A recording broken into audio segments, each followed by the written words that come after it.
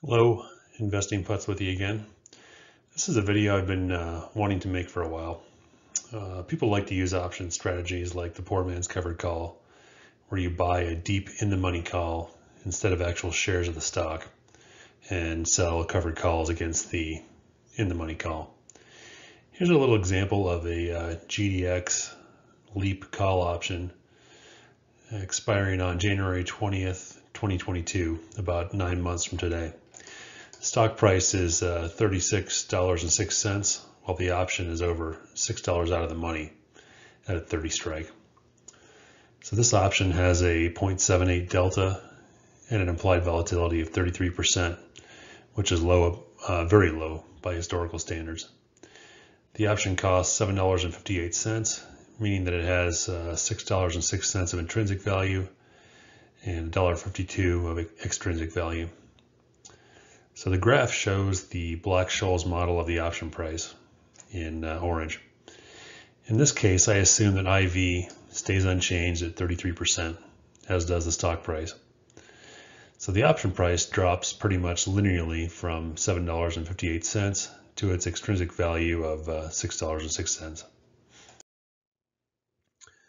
Now let's run the same exercise, but assume that the stock price drops by 14%. All the way down to $31. I assume that the IV is unchanged. This is probably an unrealistic assumption, but bear with me. So in this case, the option price drops nearly linearly down to $1.14 near expiration. Now let's make it a little more realistic. We can assume that the IV rises steadily from 33% up to around 58% at expiration. 58% is high, but it's not unrealistic by historical standards, and it's been higher on several occasions in the last year. So the increase in IV increases the amount of extrinsic value in the option, so the orange curve moves upward.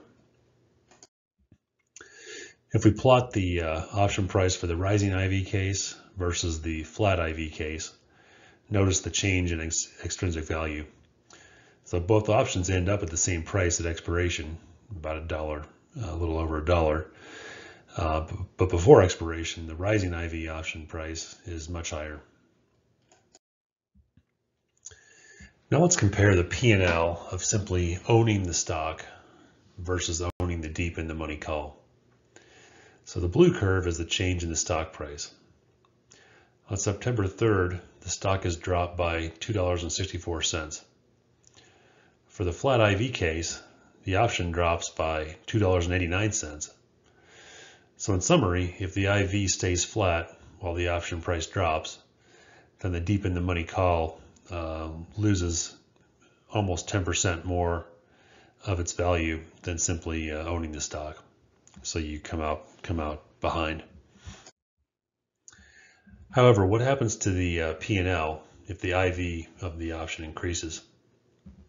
Again, on September 3rd, assume that the stock is dropped by $2.64. So the IV has only increased from 33% to 44% on September 3rd, which puts it well within historical norms. In this case, the option has only lost $2.14 of its value. So in summary, if the IV increases as the stock drops, then the loss is, in this case, 19% less with the deep in the money option than with the long stock. So in summary, if you buy deep in the money options in a low IV environment and the IV rises as the stock drops, then the options will lose less value than the stock, and therefore they're going to act as a hedge against your loss. So in this GDX example, IV increased by 33% as the stock dropped by 7.3% or $2.64. So if you owned a deep in the money call instead of stock, then the loss on the option was 19% smaller than the loss on the long stock. So this is kind of a hidden benefit of using deep in the money options instead of owning stock. It gives you, assuming that IV rises when the stock falls, which is not always true, but it's usually true. especially in a very volatile environment, kind of a crash type of environment. The deep in the money options act as a pretty significant hedge against a large and sudden drop in the stock price. So I hope you found this useful. I've pretty much switched over to poor man's covered calls, poor man's covered puts, instead of trading covered calls and the wheel. So this is one nice benefit of it. It's a hedge. I haven't had to use the hedge yet because we haven't had a drop in the stock. I haven't had a crash in the stock price since I started trading these options. But yeah, leave your thoughts in the comment section. I would love to hear what you have to say. Maybe I'm missing something. See you later.